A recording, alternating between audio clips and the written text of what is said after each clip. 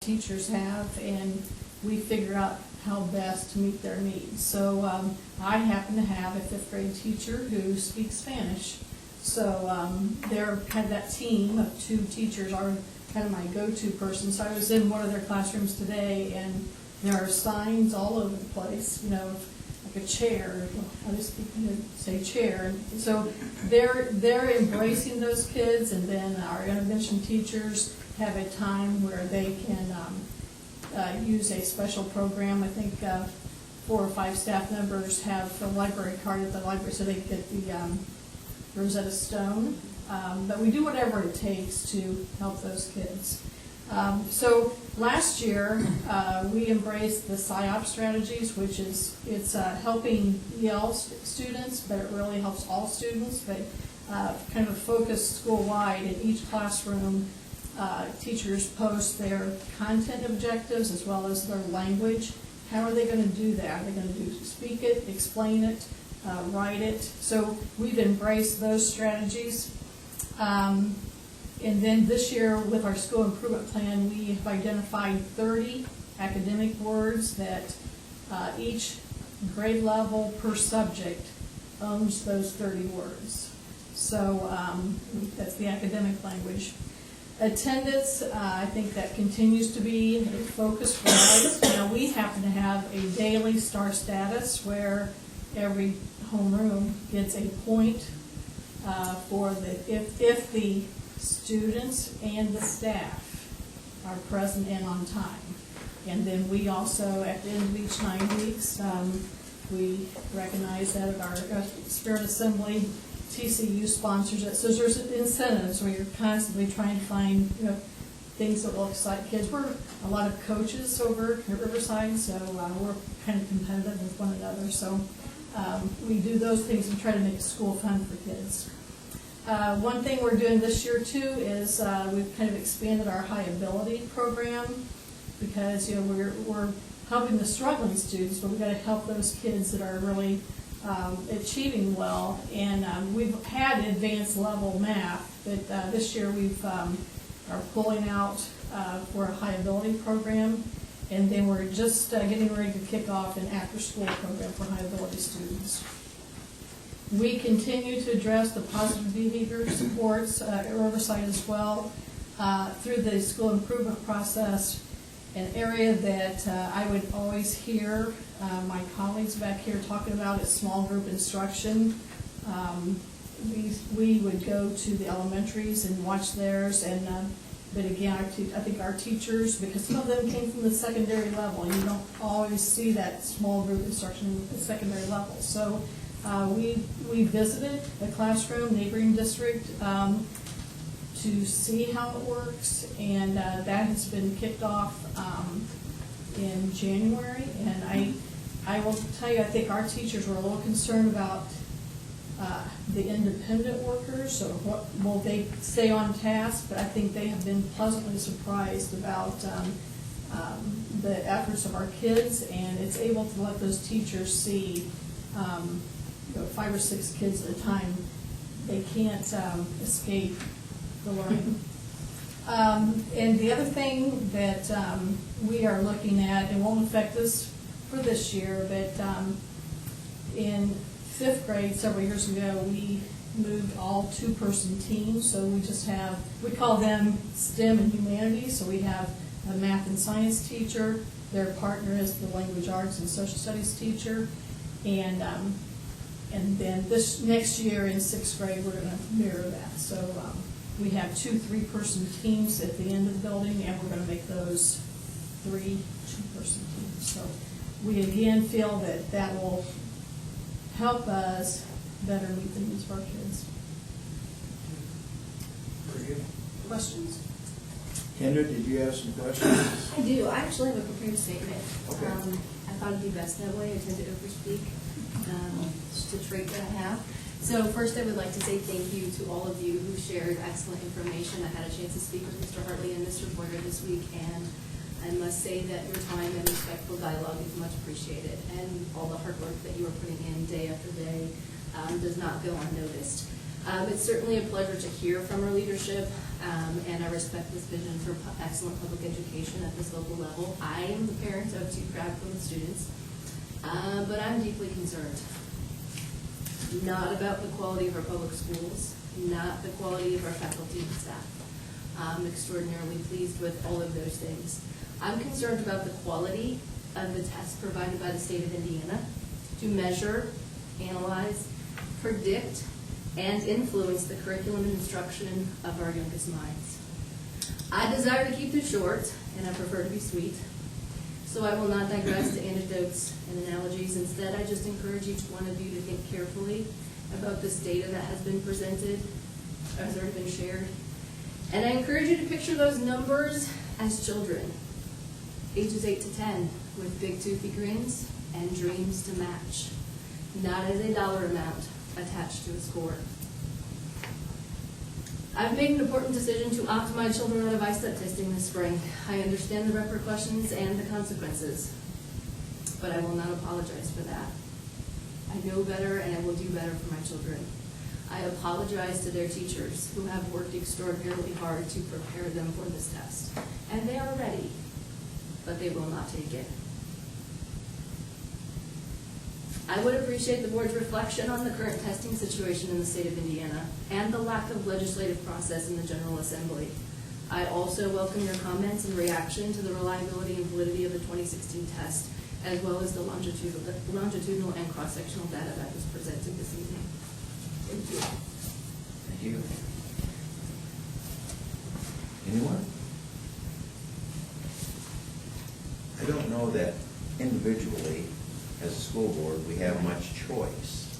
I respect in the that. matter. I do. I would suggest that you contact some people at the state level. I have. I spoke Okay. to Wes Bruce this week. And we do also on a regular basis. I know you do. I appreciate that. I don't know that I can speak for everyone, but ISTEP is very frustrating for a lot of us in education. Absolutely.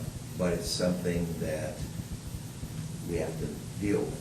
You do. And deal with it in a way Right. that's positive for And I apologize. I mean, I do understand that my students can have negative impact and they could have had a positive impact, but at some point you have to do what's right. And so I apologize for the inconvenience to the esteemed educators, because they have done a phenomenal job and they deserve our utmost praise. Just listening to the litany of things that they're doing every day, over and over and over again, to prepare for yet another test that has changed, not only in format, but in administration. And my children are prepared. They are very prepared. But I'm not prepared to have them do this one more time. So I appreciate your response. Any comments? I agree with you, Larry, and it is a moving target. I do my part to contact my legislators, and I would recommend everybody continue. I don't know, but at some point I'm hoping they'll listen to I think it's us. gonna take some parents to move that process.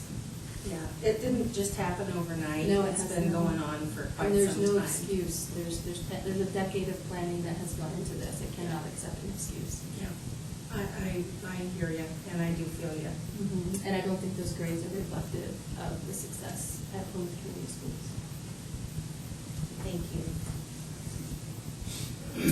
Anything else? Good job, thank you very much. Thank you. Appreciate it. Thank you. Thank your teachers also. Yes. Item 3.3, legislative reports. Several bills still floating through the legislature in both houses. I'll start with the assessment bill, changing ISTEP to iLearn. Change an acronym right now. It's going to be voted on in committee on Thursday. My own kind of anecdotal, there are just a lot of similarities to what we've seen previously, with some adjustments perhaps in testing windows and reporting requirements and things like that. That is, we'll see how that moves forward after Thursday this week. There's a financial management bill that is going to be going to the House for a second reading, and it gets rid of the funds as we know them, or some of the funds as we know them. It takes away the general fund and makes an education fund. That's supported through the state support. And then we take capital projects, transportation, bus replacement, put those into an operating fund. So your tax supported funds will be kind of lumped together that way. Debt services still stays separate as debt services. And so that one definitely has had some momentum, some amendments, more technical in nature as people look at it and say, well, what about this, this, and this as we deal with certain things in our district. And so some bills and referendums that might extend, doesn't impact us right now, but it's a general fund referendum. Those last 7 years, they're proposing the last 8 years. And then there's a bill right now to, I suppose still in committee, on referendums for capital projects that usually 2 million, but there is a $2 million cap, but they would extend that to a $10 million, and also extend the time frame to give a failed referendum. You have to wait 700 days instead of 350 days. So we'll see how those pair out. Collective bargaining bill in the Senate just passed today. Changes the dates from August 1st starting to September 15th. So still moving forward. 2 school calendar bills as well that we're kind of keeping our eye on. One has it begin, you can't start school until the 4th Monday in August. That'll be heard in committee tomorrow. And then there's another bill excuse me, the one I just mentioned would be effective next school year. The other one indicates that similarly, you can't start school until after Labor Day, but if you're on like a balanced calendar or you're on school like that, you can stay with what you have if you hold a public hearing prior to approving the calendar. So we're watching those. That some sort of form of another those types of bills have been in. I mean, the past last session, but haven't gotten through. So lots of activity, lots of things to definitely keep our eye on and to communicate with our legislators about. So. Thank you. Any comments or questions? Item 3.4, consider resolution 2017-2, transfer of funds into the rainy day fund. Yes, later last year, we had set a goal for the rainy day fund to get to a $3 million balance, at least have a $3 million balance. So, in conjunction with that, I would like to request that just a small portion of unused funds and cash from the capital projects fund of $150,000 be transferred to the rainy day within that goal. I'll entertain a motion. So moved. Second. Discussion. Those in favor, signify by saying aye. Aye. Motion passes. Item 3.5, consider resolution 2017-3, SEEC contract designation. So this pertains to a provision that allows us to enter into a contract with the Department of Ed to cover costs for certain students, certain special education students whose needs are so great that it's outside of our ability to financial support. An example that we've seen in the past would be a student who might need residential care. Previously, the DOE I would go through a process to apply, and the DOE would accept it, and then they would enter into contract with the provider. Now they're entering into contract with us, and then we'll enter into contract with the provider. And so this resolution gives myself and or KB Tinky the authority to sign that contract prior to board approval so that we can move forward with that. Is there a motion? So moved. Second. Second. Discussion, comments, questions? Those in favor signify by saying aye. Aye. Motion passes. So I just, pardon me. Go ahead. So the next item, I just said that the DOE now enters into contract with us, and we enter into contract with the service provider. This is the agreement with the service provider. you'll notice it's redacted from public access just because of, privacy. So, but this is the agreement, certainly with the assistance of Mr. Van, and presented to you for approval. Is there a motion? So moved. Second? A second. Discussion, questions? Those in favor signify by saying aye. Aye. Motion passes. Item 3.7, adopt transfer student deadlines for 2017, 2000. We looked at the capacity and deadlines that we've used before and decided that we would continue to use those. Basically, from kindergarten to 8th grade, we would set the capacity of 325 students per grade level. And our goal is to be under 25 students in each class, so it's not going to affect how many kids are, how many students are in the classes. Then in the high school, it really would be unlimited. We've got plenty of room, and we've got plenty of teachers that we can handle that. The date, we put it basically at the end of the year so we can continue to take transfer students all the way through. We just took one today, we took one last Friday. That's really the only way that we can keep the tuition dollars up from the state of Indiana. We do a little bit of advertising, but mostly the advertising that we do is in the summer.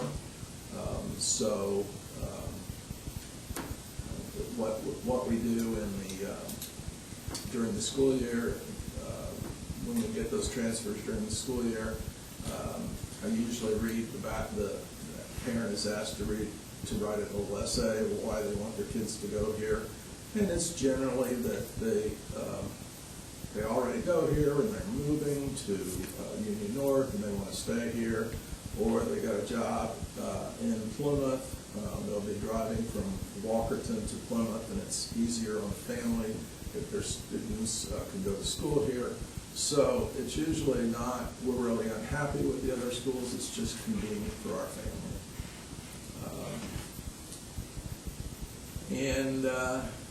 Those are the two things. So the deadline will be May 30th, 2018 next year, and the capacity I gave you was 325 students until the high school, and then that's unlimited. This require action. Yes, it does. Is there a motion? Second. Those in favor signify by saying aye. Aye. Motion carries. Item 3.8, new and revised policies and guidelines, first reading. This is a first reading. I've not gotten through all of them yet. Feel free to continue to work through that, and if you have any questions, let me know. Additionally, I'll be taking and discussing those that are applicable with the association and bringing them back next month for the second reading. Any questions? Item 4.0, superintendent's remarks. Yes, let's go back in time here a little bit. In April 7th, 2008, a few of these board members and a couple that are no longer here took me through a very long process and finally named me superintendent. After getting my feet on the ground, I took the board and community members and principals through another long process with the idea of establishing who we were and what our visions were. And so we came up with a new mission statement. We came up with core values, and we set some goals for ourselves.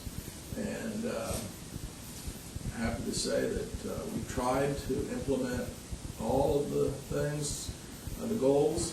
Some of them we just simply couldn't. We tried. We thought it was a goal, but it really wasn't good for us, so we dropped it. that brings us to today, which is February the 7th. I might mention that's my beautiful wife's birthday today. She's here tonight, so we're all saying happy birthday to her. But after my kidney transplant, I have really struggled not to keep my kidney working like it was, but I just have some issues that really doesn't allow me to give 100%, and I'm not willing to go any longer with the inability to give 100%. I will also say that the changes that we see, the craziness that we are dealt with the I-STEP or I-LEARN or whatever they want to call it, are some of the things that have pushed me to this decision. So my intention at June 30th, 2017, I will retire from Superintendent of Plymouth Community Schools. I don't like that decision that I've made, but it's best for me and my family. So next week, our next board meeting, there will be a resignation letter, a retirement letter, and I will work until after the June meeting. I'll take some vacation days, and I will do anything to help anytime anybody needs anything, except substitute teach and drive a bus. The two things I will not do. But I want to thank everybody. The teachers have been fantastic to work with. They really do give us 100% of what they're doing. And the principals that we have are, I don't think there's another school in Indiana that has the administrative staff that we do. Our school board, usually you ask a superintendent what's driving you out, and they'll say it's the school board, but I would say what would keep you in, and I would say the school board, because they believe in what's best for our kids. So thank you very much for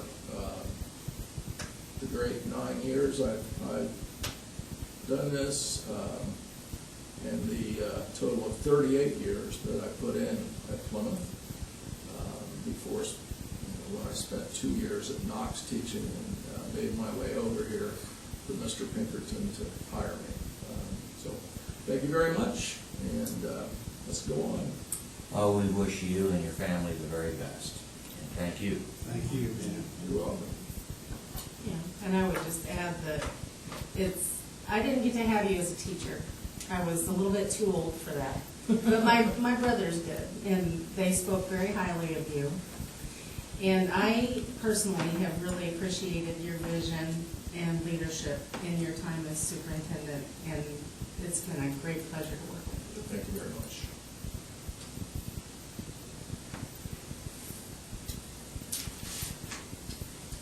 We're moving on to carrying, or are we going to cry? No. I gotta go home and get my fishing equipment going. Great. Any other remarks? No. All right. Anything else come before the board? Anyone in the audience wish to say something or ask questions? Well, if not, I'll entertain a motion to adjourn. So moved. Second? Second. Those in favor? Aye. Aye.